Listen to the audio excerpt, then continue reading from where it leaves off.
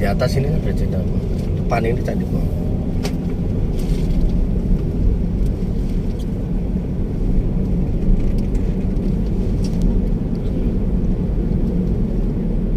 Di atas itu apa Mas? Wihara ta? Anu apa? Restoran. Lah kok seperti wihara bentuknya? Iya. Konsepnya kayak Candi Boko, pintu gerbangnya. Ini di atas ini udah Candi Boko ini. Oh alah. Ini Candi Boko kan di atas ini. Nggih. Itu restorannya itu.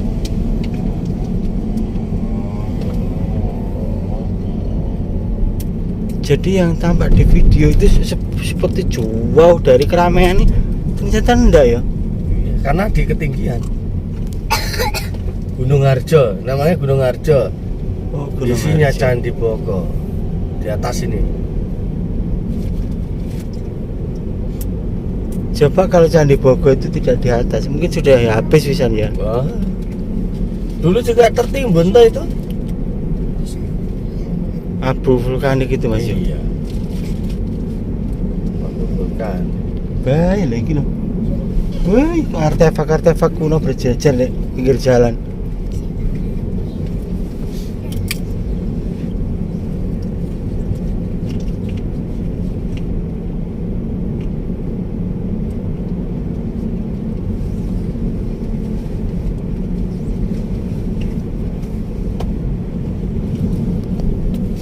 Yang masih terselamatkan dari kehancuran itu kan karena ketinggian tidak ada hunian itu Mas. Ya. Dulu kan hutan belantara. Ya, sebenarnya sih sudah kalau leluhur-leluhur kita yang tua.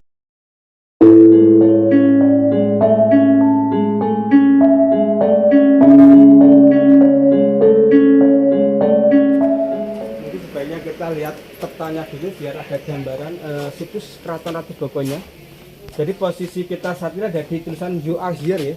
Yeah. Kita akan menuju ke situs pertama itu nomor 8, itu adalah pintu gerbang daripada Keraton Ratu Bokonya. 9 itu candi pembakaran, nanti digunakan untuk upacara keagamaan.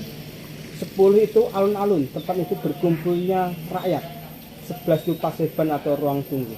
Jadi 8 sampai 11 itu masih komplek yang bersifat umum ya. Untuk komplek istana nanti ada di sebelah tenggara. Ini untuk komplek istananya ya. 12 dan 13. 12 itu adalah bekas istana rajanya.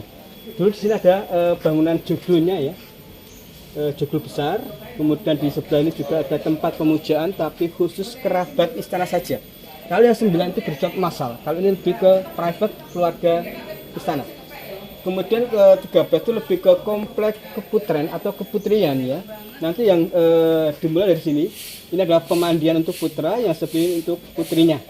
Kemudian yang paling ujung belakang nanti ada kamarnya para putri di sini ya. Ini dulu ada bekas kamar-kamarnya para putri raja. Di sebelahnya ada panggung hiburannya atau amphitheater di sini untuk panggungnya.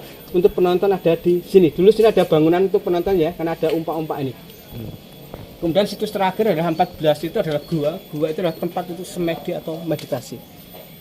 Luas keseluruhan daripada komplek Keraton Ratu Boko adalah 16 hektar Pak. Tadi ada 3 komplek umum tadi. 16 hektar. Iya betul. Dan sekali lagi ini adalah komplek keraton atau tempat tinggal raja. Iya. Monggo.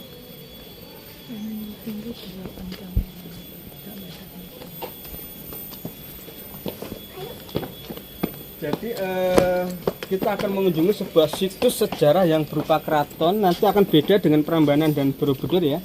Kalau Prambanan dan Borobudur itu adalah sebuah candi, itu adalah tempat ibadah. Kalau keraton adalah tempat tinggal raja. Jadi nanti akan beda. Ya. Tentu juga nanti struktur bangunannya akan berbeda. Kalau candi itu nanti akan identik dengan reliefnya, dengan arcanya. Kalau di Keraton Ratu Boko tentu bangunan-bangunan yang ada di dalam komplek keraton masa lalu. Yang lebih muncul nanti tentu akan identik dengan benteng-bentengnya ya, karena setiap lokasi di dalam komplek keraton pasti ada bentengnya kan gitu. Betul. Ya. Dan ini berlatar belakang nanti abad 8 dengan kerajaannya nanti Mataram kuno. Ya. Kenapa dinamakan Mataram kuno? Karena tentu ada Mataram kuno, ada Mataram baru kan gitu. Iya betul. Kalau Mataram kuno nanti yang berlatar belakang Hindu-Buddha, yang nanti akan identik dengan dinasti Salendra dan Sanjaya. Kalau Mataram baru itu nanti yang Mataram Islam yang bagian daripada Jogja itu. Iya, betul.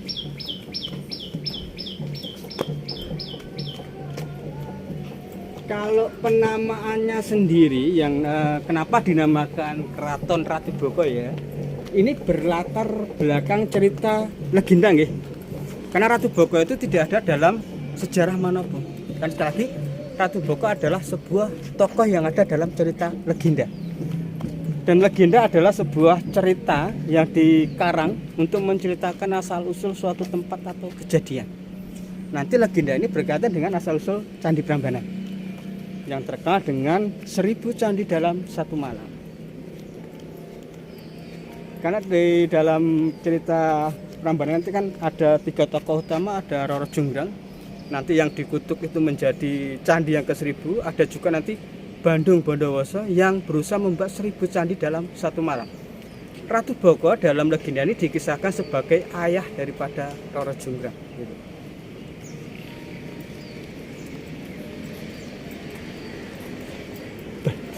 Kompleknya 16 hektar. Yeah.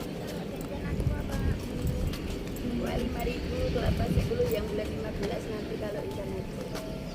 Mimi gak nyewa payung sahabat. Panas loh Mi. Gak bawa minum? Loh, banyu mumi gak mau gawa? Walah. Nanti aja. Umurnya jauh loh. Ya udah. Kalau ikan ada di sini, nyarinya ya di sini. Ye. 25.000 per hari segini. Di Prambanan ya. Nggih, betul. Mas itu Mas, jadi Iya, Prambanan.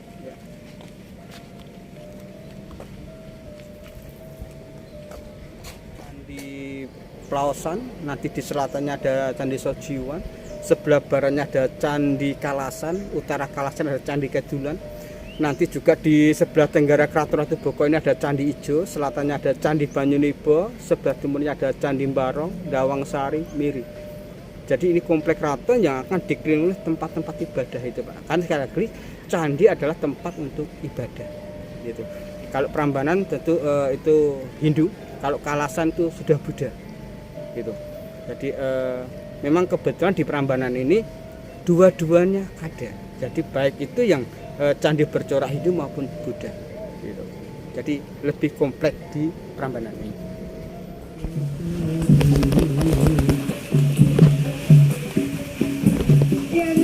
Masyarakat sampai yang di pintu gerbang itu adalah pintu gerbang daripada Keraton Ratu Boko.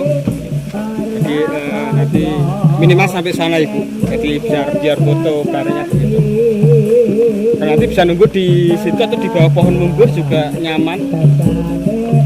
Kalau tidak mau sampai ke kompleks istananya kan itu. Iya.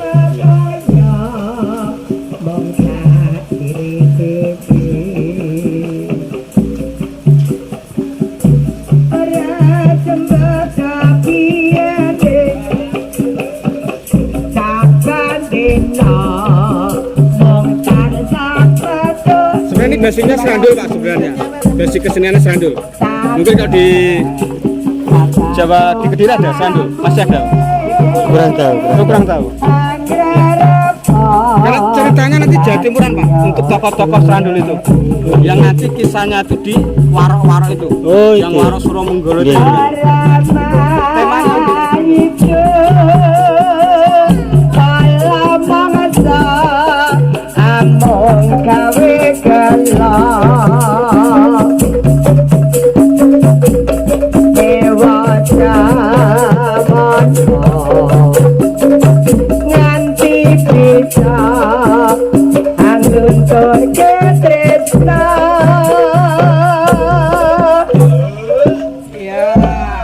Bisa pukul-pukul lesung Pak, monggo.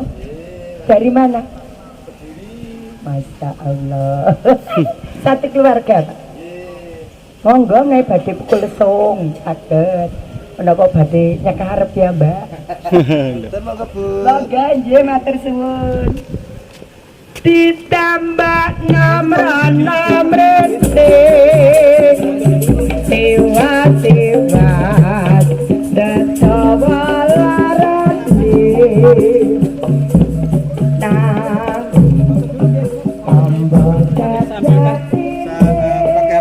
Di belakang tulisan ini.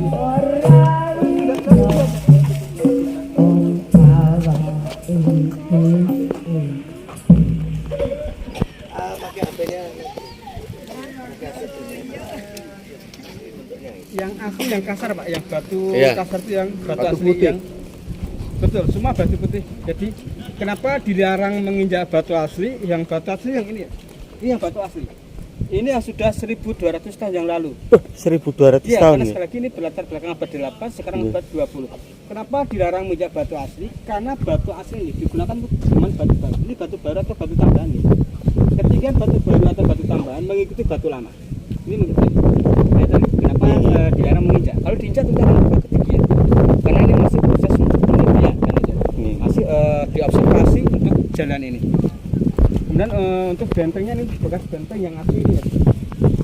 Kelihatan untuk batu aslinya abad 8. Oh, ini ya. Iya, Nah, betul. itu yang di belakang itu. Itu juga batu asli, namun masih perlu dicari lagi ini struktur yang dari mana. Oh gitu ya. Karena belum tentu letaknya di sini kemudian bagian daripada ini. Oke, oke. Iya. Karena sekali lagi ini sudah mengalami proses perpindahan struktur itu.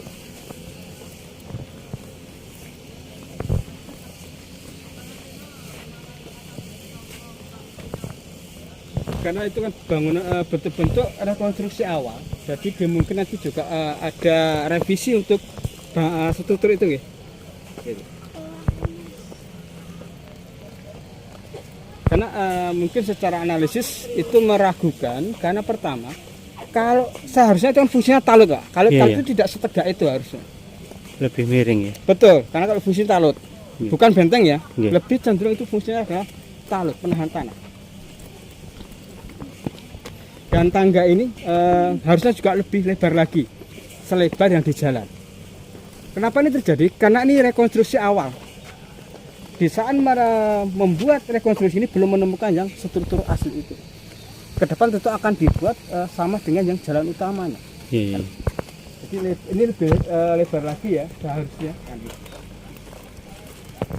Kalau itu harus seperti yang di ujung itu Pak. Iya, iya, iya. Gitu. Lebih Iya, bergerak siring gitu betul, ya. betul. Karena fungsinya adalah penahan tanah, bukan benteng.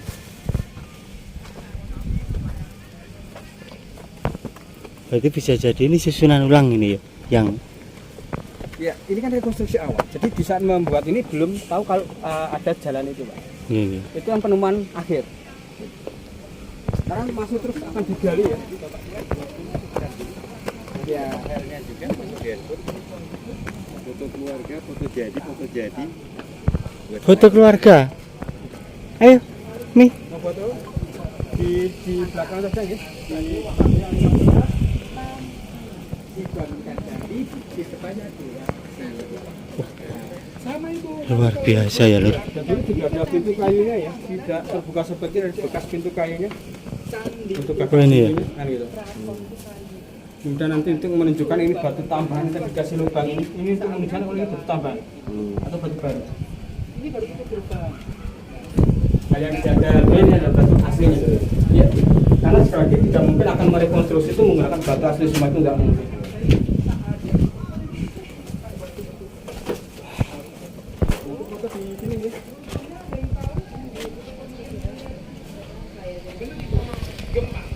Pasti di sini aja. Kita ambilkan fotonya untuk bareng-bareng. Jadi ini pintu gerbang daripada Keraton Ratu Boko. Ini pintu pertama, itu pintu kedua. Gempa banjir di bawah lahar dengan Mahapralaya Jawa dan Bangsa. Itulah yang dilakukan bangunan-bangunan di. Kita foto dulu di depan sini ya. Kita foto bersama dulu.